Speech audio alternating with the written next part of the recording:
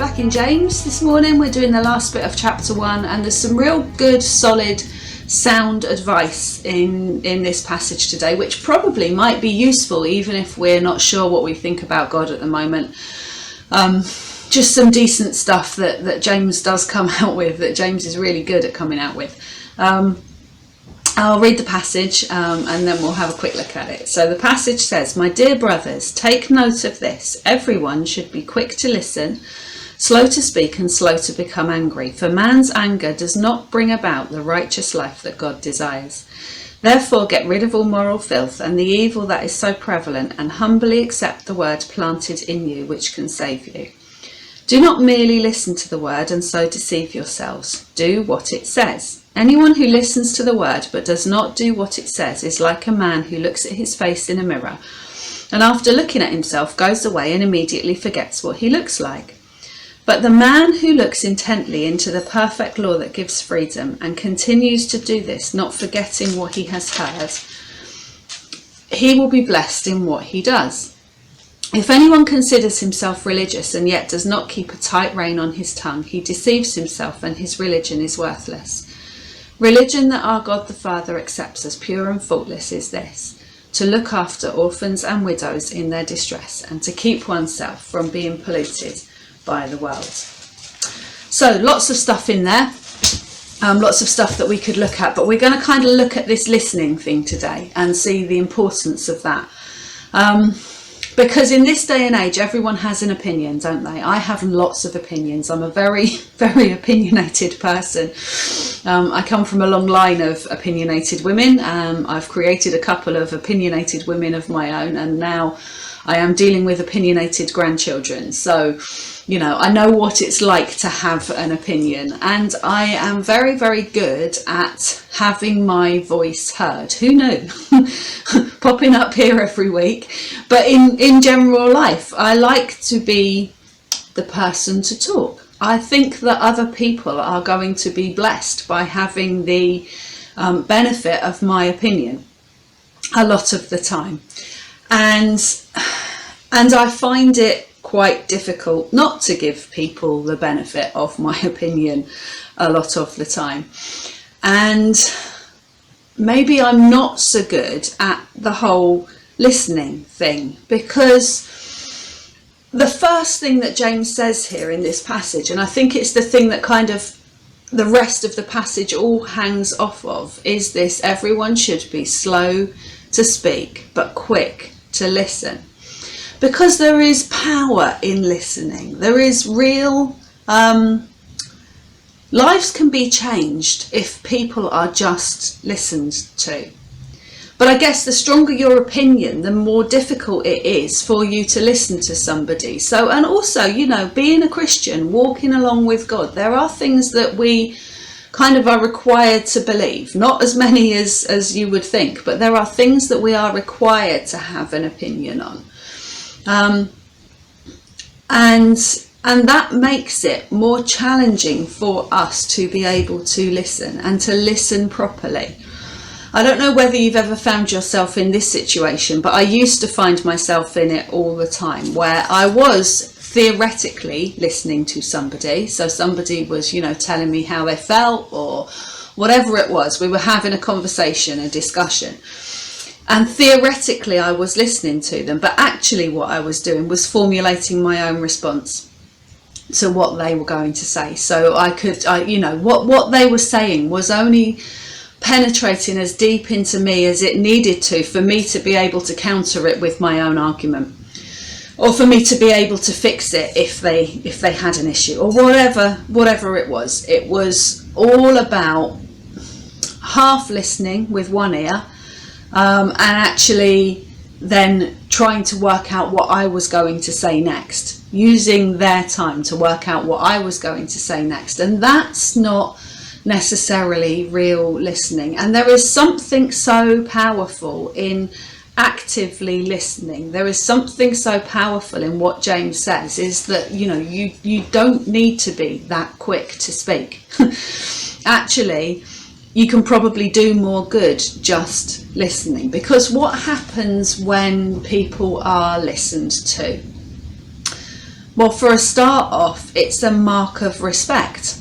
So if you're interested enough to listen to somebody, it's saying, actually, I respect you. Actually, I respect what it is that you've got to say.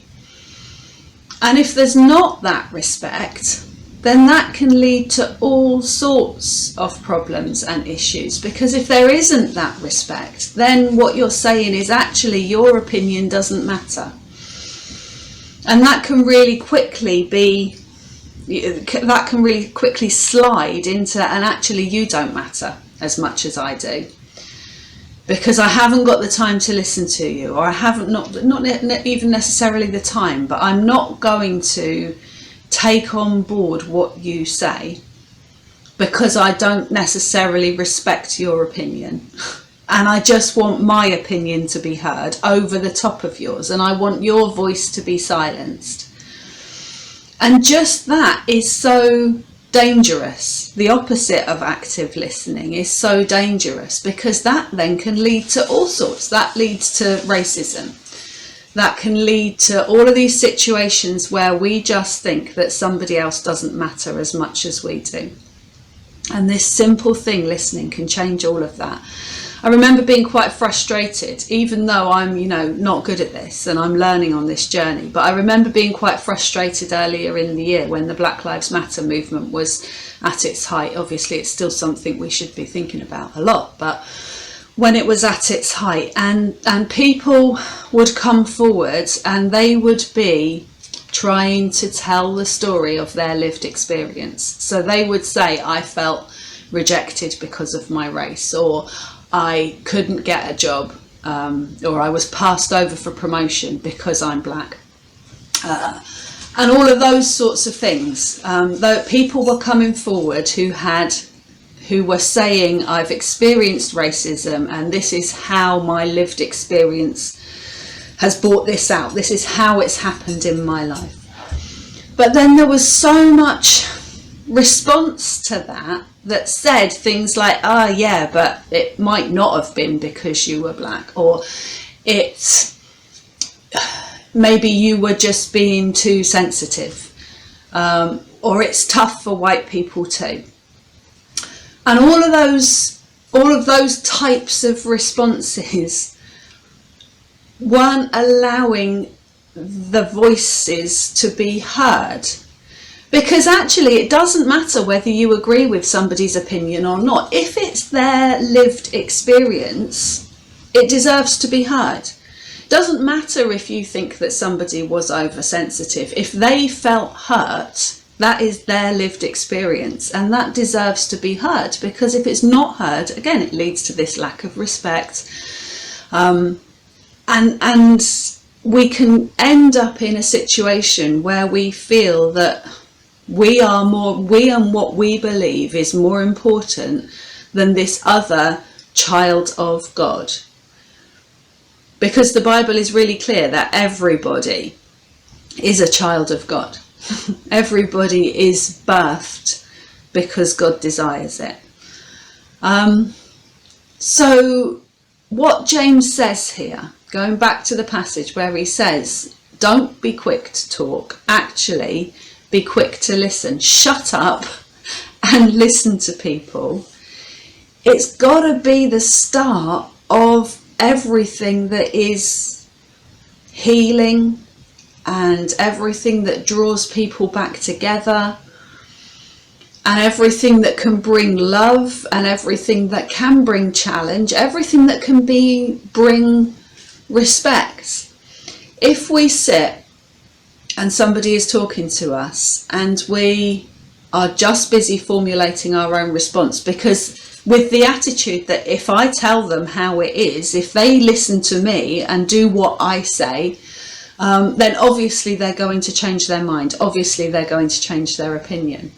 It's so much the wrong place to start from, because what you're saying is, I don't care about your opinion, I just want you to listen to mine and do what I say or believe what I say, even though if the boot was on the other foot, there's no way that we would think that whatever anybody else is going to say is going to change our opinion. And actually we can become really unteachable, and we can become really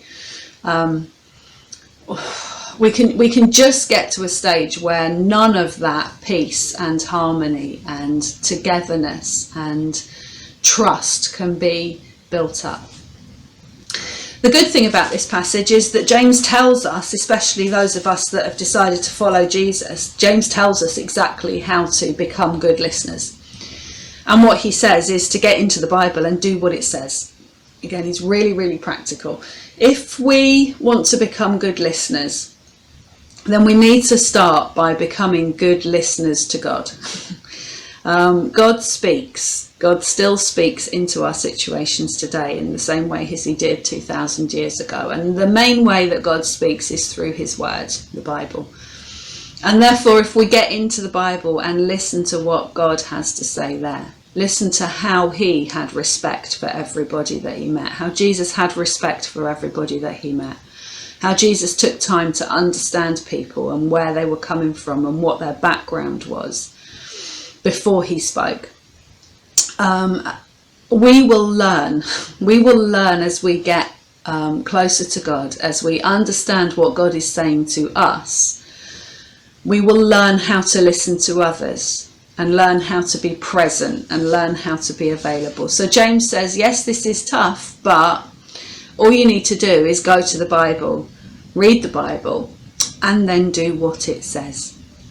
And I guess that the more that we understand that and the more that we live that, the more we'll come to understand that actually the only opinion that matters is God's opinion of us. And the more we understand our place before God and what God has done for us to rescue us, the more we will want to share that with other people. And the more we will want to bring about situations where restoration and peace and togetherness and freedom, which the passage talks about as well, freedom can be offered not only to us but to those around us. Let's take some time this week to listen to God, and let's really try to listen to others. Have a great